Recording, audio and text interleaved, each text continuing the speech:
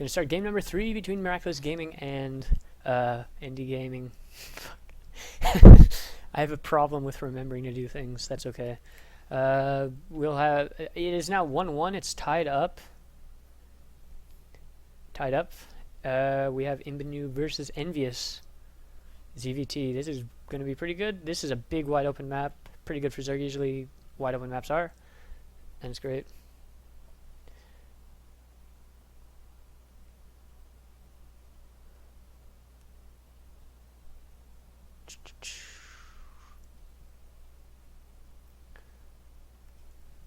Okay, so in the top left-hand corner of Deadless Point, this ladder map, this is game number 3 between Miraculous Gaming and NDGame.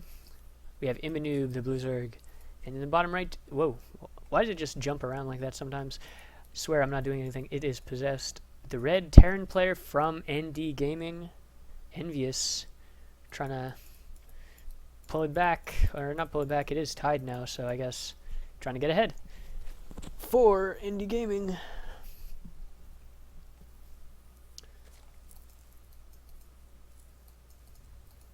Putting supply depot at the wall, going to be walling off there, not a problem.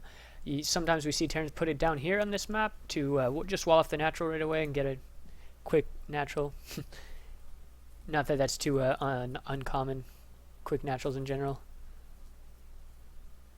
We actually had a 10 overlord go down for Imbanoob and 3 drones. Whoa! Split up perfectly there. 3 drones at a time being built. Have barracks coming down. No proxy barracks. No. When will we see the refinery, if at all? Or we will see there's the refinery. And with that kind of timing, most likely going to see that Reaper scout. And we actually have a pool first out of Imbanoob. Very interesting. 14 pool coming down. Probably a quick gas as well. Likely. Since we didn't see a hatch at all. I'm not sure what this means. No gas yet, actually. Okay. Really odd play. Kind of non-standard. Usually you see the hatch first. Regardless, we're gonna try. I guess he's gonna try to. I guess he expected Terran to try walling down here, and if he gets quite a few lings, he will be able to like break through the wall basically and do whatever he wants. But he is getting a Reaper, and the Reaper will be able to pretty much kite the lings to eternity. Not even on creep. And here's another supply depot going down, going to complete the wall. Here's a Overlord just scouting, going to the base.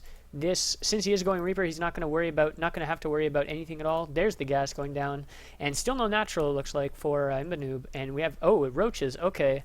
You know what, I think I heard something about some 3 roach build or some shit. I didn't actually look it up, but maybe that's what this is, I'm not sure. But we'll just see how it goes. Reaper is coming out now. Whoever made the tutorial, I basically thought, or basically he said it's really good against Reaper expands or Reaper openings. So maybe that's why he chose to do it here. I don't know. I didn't actually watch the whole video, so I'm actually not sure what to expect here. There's the Reaper. Sees, no expansion, but there's the drone. And he actually lets the drone go past. He actually just goes up the ramp instead of trying to just do some hill jumping or whatever. And there's the Queen killing the Reaper, and he sees no expansion. Now he sees just now started to expand, getting a bunker now, so he must know what's going on by now. Maybe expecting the roaches. Actually going to be able to get his bunker. I mean, bunker is not very useful if he doesn't have any units to put it in. He's going to have like a Reaper to put it in, it looks like. Actually getting a reactor on the barracks now, just to swap over the factory, just normal stuff. 5 roaches on the way now. 6 roaches, going to be just a great old 7 roach rush, looks like. 6 is what he's stopping at, it looks like. Now he's getting drones. So 6 roaches are on the way, 4 of them already done, and that Reaper does die, but not before revealing everything that the Zerg was trying to do.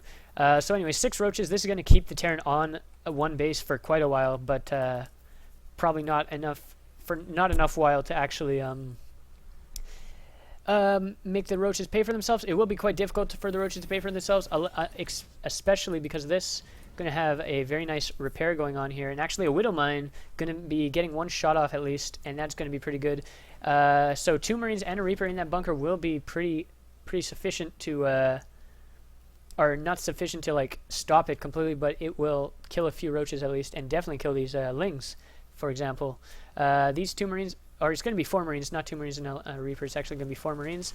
And he comes up the ramp and sees right away that there's a bunker and potential for repair, so he just backs off, going to make sure he can keep them on one base as quick or for as long as possible. And that's what he's going to have to be good with that. And hopefully he's on hold position, because if he's not, he's going to get a... Okay, no, he's paying attention, so he's not going to be letting the Widow Mine take a shot on him. So the Reaper, if he wants... Okay, so leaving this base is impossible for the Terran player right now, but he is getting a tank, it looks like. He actually got a tech lab on here. He did not switch for the double Hellion and/or production, and/or Widow production. Or, yeah, Widow Mine production. He's just going to get a tank here, and this is in range just barely, I think. Or not. Just barely out of range there. That's funny. Anyways, a Reaper going to scout the third. No third for... Oh, wait, no, that's not third, just third. Never mind.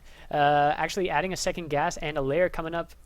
And a third gas. No fourth gas just yet. Not going to be doing that. We actually have Terrans still on one base, but with 2 orbitals. These roaches with this tank here are going to have to go away. And there's that roach goes down, and the whole position on these roaches actually does get... What, did he get a single Marine kill? Maybe? No, not quite. So we're going to... Imbanoob's trying to just prevent this from going down as long as possible. There's the Marines, and he's actually just out of range of the siege tank. He has to re-siege again. And, oh my god, Lair is finished too, and he's going to be able to get some of this thing here. Oh, it's going to be so close. Oh, wow. Just hold position now. Okay, there's the creep. Okay, perfect. Very, very nice. That's another, like, 30 seconds. Not 30 seconds. That's another 20 seconds at least. Or 10 seconds. Maybe not. He should have got it. If he got it, like, 5 seconds earlier, it would have been, like, a full minute almost. And there's the land, finally. That delayed it quite a bit. I think that was worth it to lose the Overlord. A Spire is now on the way, and 4 gases completely mining. 1 Banshee, though, going to be killing a lot of drones if he has Cloak. He does have Cloak, just now finished. And with no Spore Crawlers, but we do have an Overseer on the way, because Lair has been finished. We're going to have to see some more Queens being made, it looks like. And 1 Queen does go down right now. And the Overseer is finished, but 1 Queen versus 1 Banshee, not so good for the Queen. He's trying to... okay, now a Queen would take out that Banshee, just because the Banshee was focusing on the Spire and not killing anything. Drone speed. That would be great if there was an upgrade for drone speed. But Link speed is just about to finish, or not just about finished, about halfway done. Going to be able to retain or get back that map control that he lost because of these Banshees. As soon as these Banshees die, that's basically it for the map control. No map control for the Terran. He's not going Hellions at all. He's just going straight into that bio tank. It looks like no production off of this factory here. Just going straight for that mass bio. It looks like bio mine. He's getting stim now. That's pretty late for stim. I don't know what this mule was doing, to be honest. Not sure where he came from, but that's okay. We actually have this Queen out of position, or the Overseer out of position. He's over here, actually killing a lot of drones. How many drones have gone down so far? It looks like 5. I thought it was more. 6, 7 drones going down.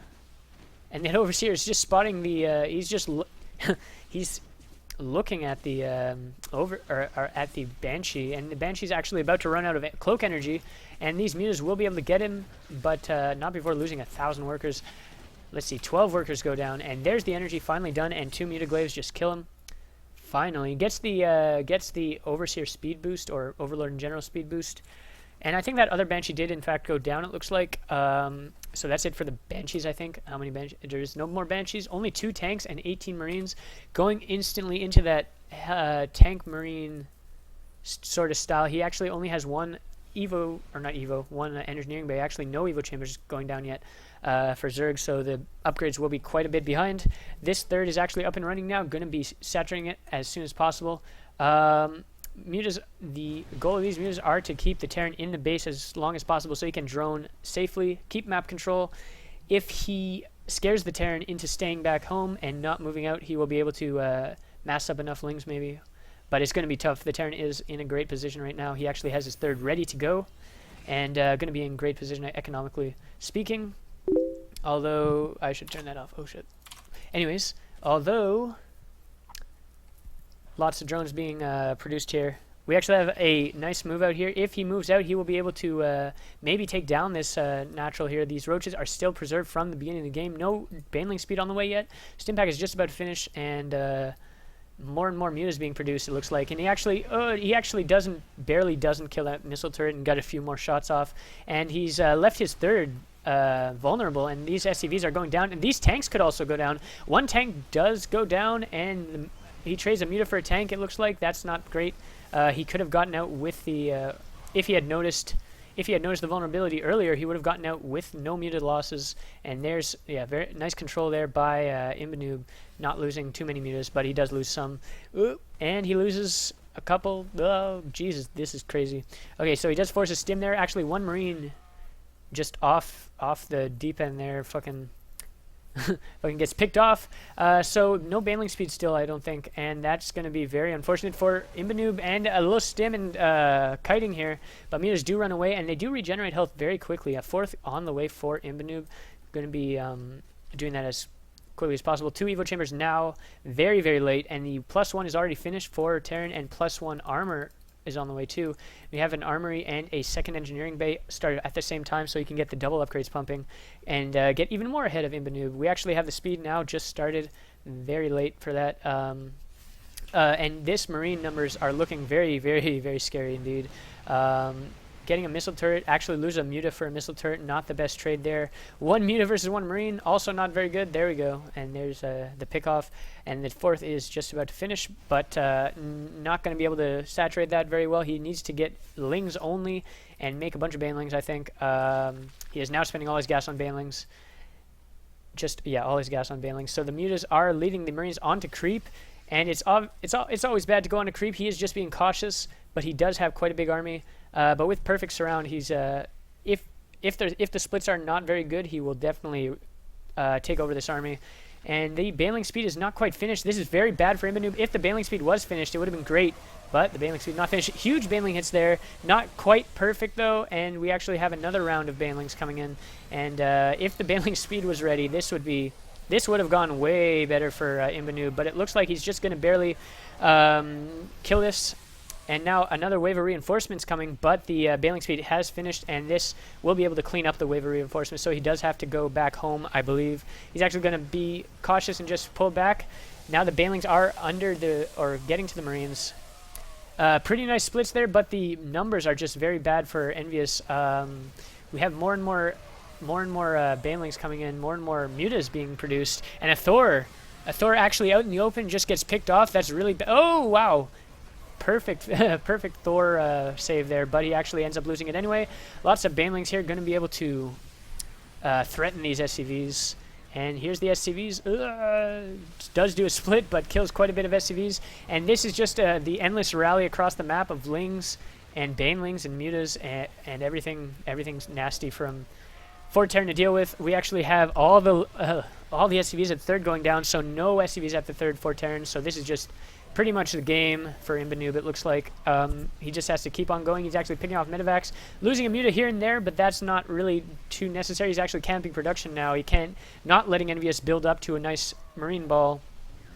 Here's getting some stuff. Marines coming out one at a time, not very good. Mutas just pick them off instantaneously. No drones at the fourth, but that doesn't really matter because it's 2 bases to 3. It looks like he's actually muling up his third now. That's a pretty good idea if the lings do not spot that. But now, nope, he spotted, and he's going to run by into the third, kill all these mules. Only after making 1 or 2 trips. That's quite a bit of money wasted there, or energy. So a missile turret's actually trying to go down in the main. There's the GG from Envious. Imbanoob takes the third game, leaving it score 2-1 in favor of Miraculous.